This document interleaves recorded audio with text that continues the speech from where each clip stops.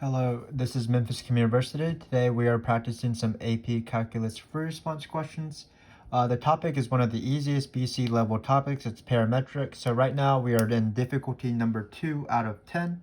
So we have 10 videos out where we go from difficulty 1 all the way up through difficulty 10 and slowly increase the difficulty each time. But as you can see, as you will see, difficulty 2 is not much harder than difficulty number 1, and if you choose to watch difficulty number 3, that won't be that much harder because these parametric fricks aren't too bad. So we might as well get started. The givens of this parametric frick are the normal givens. We have an x velocity, we have a y velocity, and then we have an initial position, this time at time is equal to 1. And why are they giving me this initial position? That, of course, is for Fundamental Theorem of Calculus when we find the position at a time. So that will be in part C, find the position of the particle at a time. In this question, we will need previous parts, so we're just going to find part A slowly because we're going to use that time throughout the free response question. But again, none of this is too bad. It's very standard parametric rules like accelerations or the derivatives of both. We'll do speed and things like that. So we might as well get started. It is calculator, which makes it also not too bad because we don't have to do any integrals or equation solving or derivatives by hand. So we might as well go for it. So the first question is speed. When does the speed reaches 3? So remember the speed formula in the context of parametric is the square root of these derivatives squared. So we'll write more parentheses around things to make things look nice. Keep in mind, though, that sometimes you want to plug in 3. That would be find the speed at t equals 3. But in this case, we want to set the speed as equal to 3. So we're going to set it equal to 3. Remember that if you wanted to find total distance, which is not going to be asked in this free response question, but it is a very common question in parametric fricks, that's just the integral of this formula from like 2 to 5 if you want to find the total distance from 2 to 5. But for now, what we're going to do is we are going to type this into a calculator. So hopefully you can see what I'm doing here. So I have my calculator here. His name is Freddie. He's my friend. Let's go for it. So what I'm going to do is I'm going to try to type the square root in very slowly because if you've seen some of our videos before, you know that I'm really awful with the calculator. So what I want to do is I want to start a parentheses and keep in mind that we're not taking any derivatives because the derivatives are already provided. So it would be wrong to actually take this derivative. That derivative would be the acceleration, the x component of the acceleration vector, which we'll do later on. So again, all I'm doing is I am plugging in this formula. So it looks like it's t squared plus 3t plus 1. So because I can use really any variable I want, I'm going to use x's instead. Plus 3x plus 1 plus 1. Close those parentheses, square it. And then later on, the square root continues. So hopefully this calculator knows that the square root continues, but I feel like it does. And then we're going to do ln of 5t plus 1 also in parentheses. So it's going to be ln of 5t plus 1. So 5x plus 2. Sorry, not plus 1, plus 2. Close those parentheses. Remember to square both. That's just an easy thing to do. And then we'll hit enter here. Hopefully it will give me a graph. It will not. Let's see here. What are we doing wrong? Let me just retype this in. So sorry about this. Again, this probably hardest part about this question will be just typing this in because it's such a long thing. But let me try again. So it looks like, again, we're going to put squares here. So it's going to be x squared plus 3x plus 1. So square root. Let me do this slowly. X squared plus 3x plus 1. This is embarrassing. X squared plus 3x. I forgot the parentheses. So this is still embarrassing. But sometimes we have our struggles. But the question isn't whether we have struggles. The question is whether we are willing to move past our struggles. So I'm going to try to be strong and continue forward. So this looks like it's right because that square root bar is getting longer, which it wasn't in the first time we did this. So it's going to be plus square root, and then it's going to be ln of 5t plus 2. So it's going to be the ln of 5x plus 2. I'm going to remember this squared, and then I'm going to hit enter. So hopefully this time it will provide me with a graph, and it looks like it does. Great. So again, we are finding this graph. It did take me like 3 minutes to graph this, so I apologize. But all we're going to do is we're going to set this equal to 3. So I'm going to go to my y graph. I'm going to type in the easier thing to type in, which is just the graph 3. The interval is from 0 to 1, so I can make my windows smaller. I like to do that, so I'm going to make it 1.2-ish. And then I'm going to hit graph. Let it graph. Taking a little bit of time to graph. So it looks like we do have this point right here. So let me just find that point. Remember to not use the trace button. Go to second calc, intersection. You go first curve, just on the first line, second curve on the second line. And then the best thing to do is give Freddie some help here, just guess as best as possible. And it looks like we got t is equal to 0.466.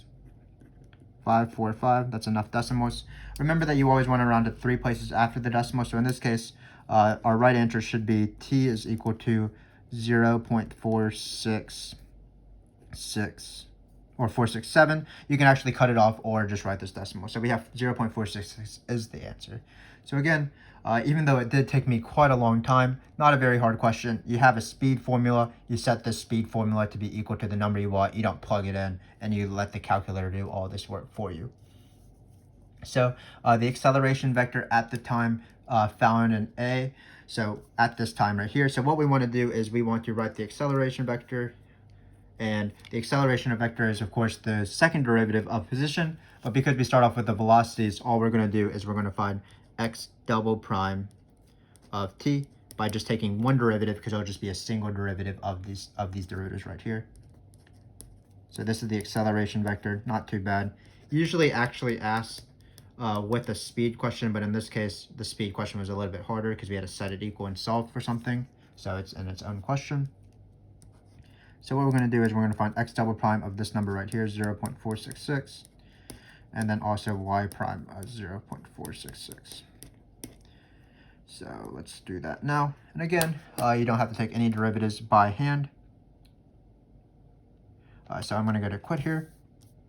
Let's go to math, derivative. So I'm just going to type in this function. You can type it in with any variable you want as long as you're consistent. X squared plus 3x plus 1. And then again, I'm terrible with the calculator. Just not used to it not automatically going to the next line. So plus 3x plus 1. And then we're going to type in our number here from part A, 0.466 this time.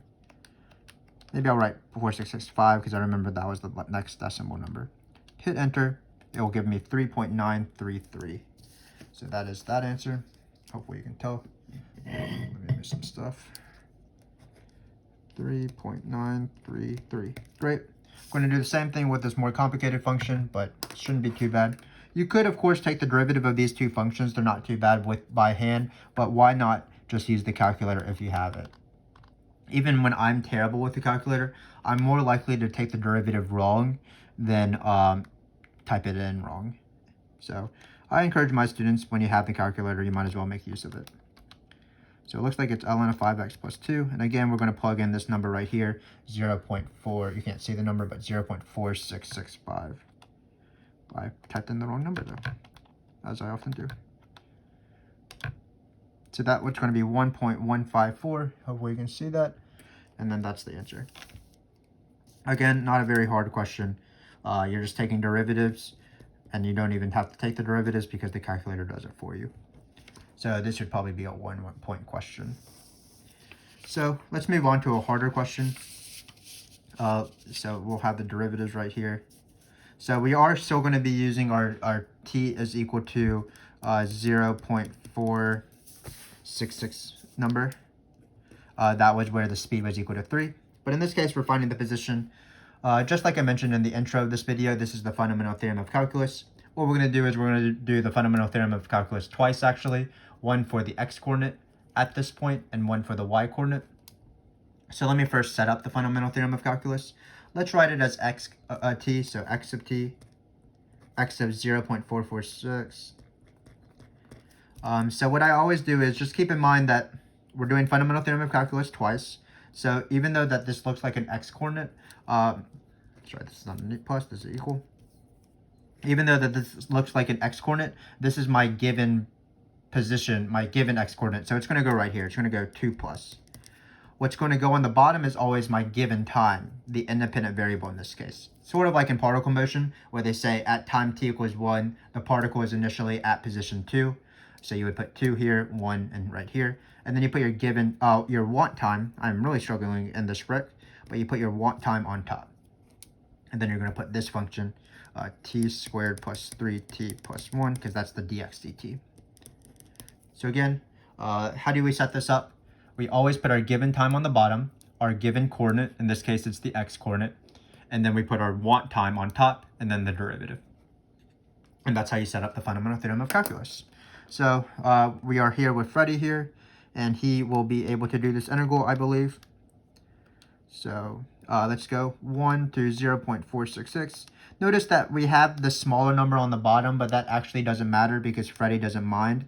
The only time that would come into play, usually on the AP exam, is for graph free response questions with fundamental theorem of calculus, where you're finding the integrals not by a calculator, but by area. So you do have to flip and negate the integral.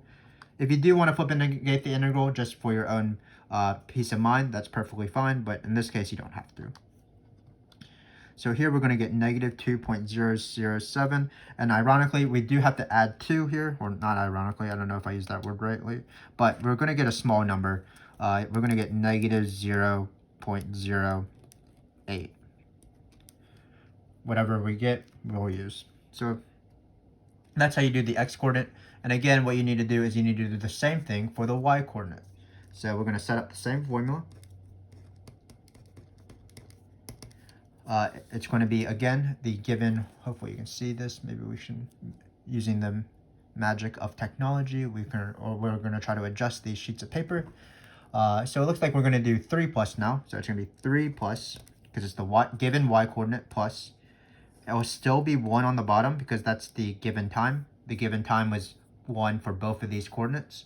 And then we're going to put the want time again on the top, so it'll be 0.466. And instead of typing in this function, we're going to type in the velocity for y, which is ln of 5t plus 2.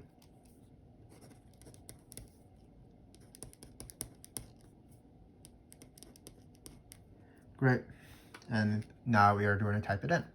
So this time I'm going to have the 3 in the beginning so I don't forget it. So I'm going to write 3 plus, and then I'm going to go to integral and just type this bad boy in. So still 1 on the bottom because that was the given time. 0.466, that's the want time. We'll put 4665 just in case, and then we'll have ln. So ln of, don't need that parentheses because it already provides me with parentheses. You would think that I would be used to the calculator by now, but I am not. So definitely don't feel bad if you struggle with the calculator. And then we are going to get 2.079, or 2.8080 if you're going to round. So this is the final answer. The point is, we can write it as a point, negative 0.08, and then 2.080. Again, not too exciting, but we don't need too exciting in our lives. Just fundamental theorem of calculus. If you reach the parametric part of your calculus journey, you have probably done the fundamental theorem of calculus, I'm assuming 20, 30, 40, 50 times in different contexts, like particle motion, rate in, rate out, those graph fricks I previously mentioned. So you probably know exactly how to set it up. But just as a reminder, given independent variable, which in this case is time, so given time, want time, add the given dependent variable, which are the coordinates in this case, and just set up your integral, put the derivative in this integral, and that's the fundamental theorem of calculus. Where we have to do it twice because there's just 2 coordinates. But again, it's not any harder than particle motion for responses. It's just you do it twice. So that's why I believe parametric, especially when you have a calculator, is the easiest free response question on the AP exam. So we're almost done. We are going to find the equation of the tangent line to the curve of the particle at the time, still 0.466. I'm not sure how you like to take math tests, but when I like to take math tests, it's been a while since I've taken a math test because I am a teacher, but I'm going to add a question to this. I'm going to say, at this time, meaning the 0.466 number, is the particle moving up or down? Let's add that.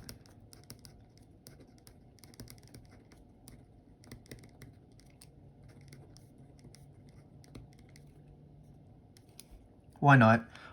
You definitely do not need to add to your questions as you take math tests. None of my students have ever done that, but for now, it's just nice practice, so we might as well add that little thing. It won't be too difficult to find the answer to that. So again, this is a two-part question now. We're going to first find the equation of the tangent line, and then at this time, we're going to see whether the particle is moving up or down, and that's going to be dependent on the y velocity. So we have equation of the tangent line. Even in the context of parametric, you always need two things. You need a point. And keep in mind that the t equals 0.466 is not the point, that's time, and you can't see time in a plane or on a road or something like that. The point is going to be this previous answer. Time is not one of the coordinates of these points. It was used with fundamental theorem to find these two coordinates. So now all we need to do is find the slope.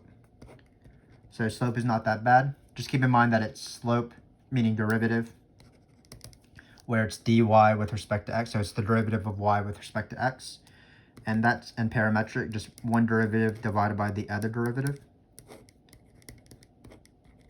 at the time. Remember that these are given, so you're not actually taking derivatives because you're just plugging into these derivatives. So just be careful. Don't take a derivative. That was for acceleration because the givens were derivatives themselves. So all we're going to do is we're going to take this number 0.466 that we've been working with, and we're going to plug it into here. So I already started off bad, but 0.4665, we're going to square it, go outside the parentheses, still not used to it.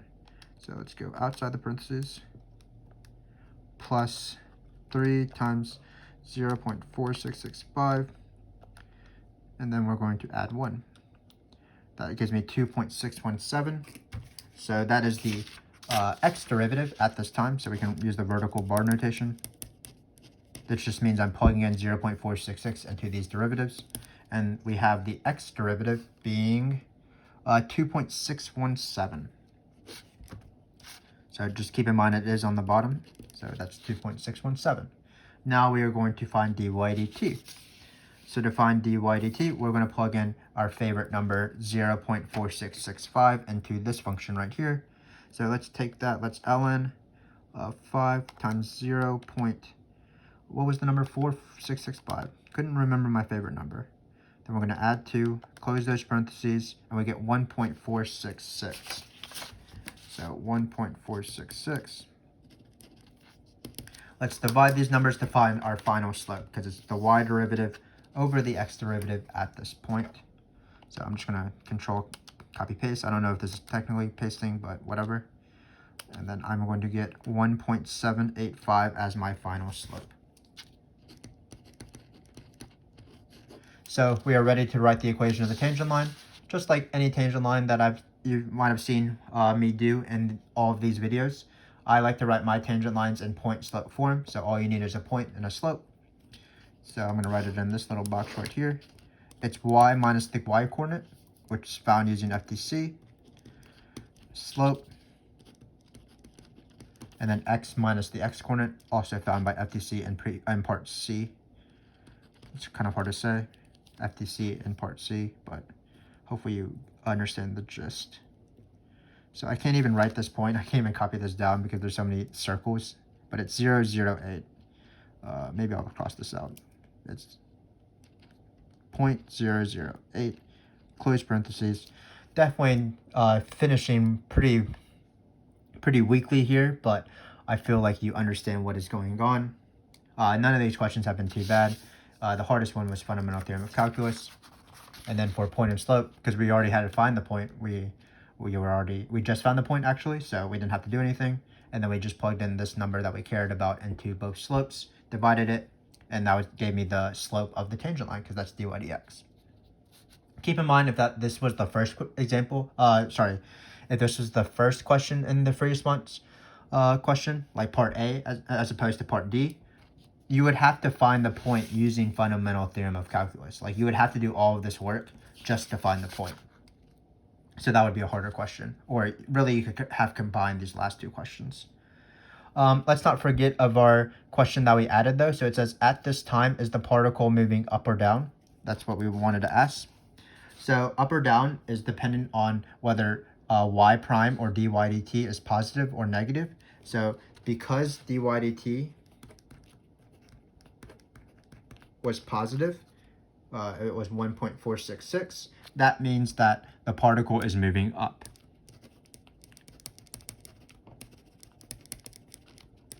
So you'll see some of these questions about movement if you continue watching this video series on parametric as we go from difficulty number 1 through difficulty number 10.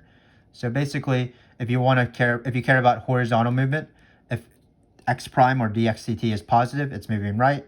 Dxdt moving being negative means that the particle is moving left. Same thing with y, the y coordinate. If the particle is moving up, that means that dy dt is positive. If the particle is moving down, that means dy dt is negative. Some questions they ask where the particle is at rest, but the particle, in order for the particle to be at rest, that means both velocities have to be equal to 0. Because if you have like only dx/dt being 0 and dy dt being positive, it would just be stationary in the horizontal direction, but it would still be moving up. So you'll see questions hopefully in the next few videos where we do particle at rest, which is similar to particle at rest and particle motion, where the velocity is equal to 0. In this case, you would have to set both of them to be 0. But this has been a fairly short video because, again, parametric is not too bad, especially when you have a calculator. Let me just quickly remind you what we did. First off, we used the speed formula, which is just this. That's just what it is. Just be careful, are you plugging in 3, meaning you're finding the speed at a certain time, or are you setting it equal to a number? And in this case, we were setting it equal to a number. Hopefully you don't have as much trouble typing this in, but it does take a while because it's pretty involved. But if you take your time, you will be patient, you will succeed. Another question that was not on this frick, just to remind you, is total distance. And total distance in the context of both particle motion and parametric is always the integral of speed. So in particle motion, it's the integral of the absolute value of velocity. In this case, it's the integral of speed, this formula. Acceleration vector was very easy. All we had to do was take a single derivative because we were starting off with the velocity vectors. So we just take a single derivative. The calculator actually did it for us, and we plugged in this number. We didn't actually have to do chain rule or anything like that because we had a calculator. The most important question was the Fundamental Theorem of Calculus. It appears on every single parametric and particle motion free response question I think ever written. So basically, whenever you want to find the position of the particle, you have to do the Fundamental Theorem of Calculus. Sometimes in parametric fricks, they only ask one coordinate or the other. In this case, they ask both coordinates. Still not a very tricky question. We just have to do it twice. And I always set it up in the same way. So it's always given time on bottom, want time on top. So this number was kind of weird, but it was the want time because it wanted us to find the position at the time that we found in part A. And then the given coordinate, for example, the x coordinate goes right here, and then the appropriate derivative, dxct, in this case, goes right here. So same thing with y, given time, want time, given y value, y derivative. Then you just type it in a calculator because we had the use of a calculator. And we got 2 answers, one for each coordinate, and this was the answer. Finally, we did equation of the tangent line. An equation of the tangent line, just like normal, is you need a point, which is this right here. We just found it. If this were the first question, you would have to do all that stuff just to find the point. And then the derivative for these questions, actually there's multiple derivatives. So in this case, we want to find the derivative of y with respect to x, because that is the slope of the tangent line to the curve. And that derivative is just the ratio of the derivatives with respect to t. So all we did is we didn't actually have to take any derivatives because these were given. They're always given. So we plugged in 0.466 into both of these derivatives and found this ratio, which ended up being this. We wrote it in point slope form. Finally, just to be fun and to sort of experience life, I guess, we did add a question to the last question. So we said we asked whether the particle is moving up or down at this time that we've been caring about, 0.466. In order to tell that, all you do is you plug in 0.466 into the given y derivative and just see if it's positive or negative. If it's positive, the particle is moving up. If it's negative, the particle is moving down. If you wanted to plug it into this derivative, you would be telling whether the particle is moving right and left. And I think that's good to go. Again, particle motion free response questions aren't too bad. I do hope you continue joining us in our later videos because we'll hopefully spice it up a little bit. Eventually, I haven't made some of the videos, but hopefully they're already published by the time you are watching this. But I think that I will probably lose the use of calculator in the later difficulties, like maybe starting at difficulty number 6, in order to make these free response questions a little bit trickier. So do check that out if you do want more practice. It would be pretty beneficial, I believe, for the multiple choice section as well. But until then, whatever you decide, thanks for your support. Thanks to you for watching our video. I am going to be signing off, and I'm glad that you were able to experience this with me because I do enjoy hanging out with you guys and helping you guys out. Thanks again for watching, and goodbye.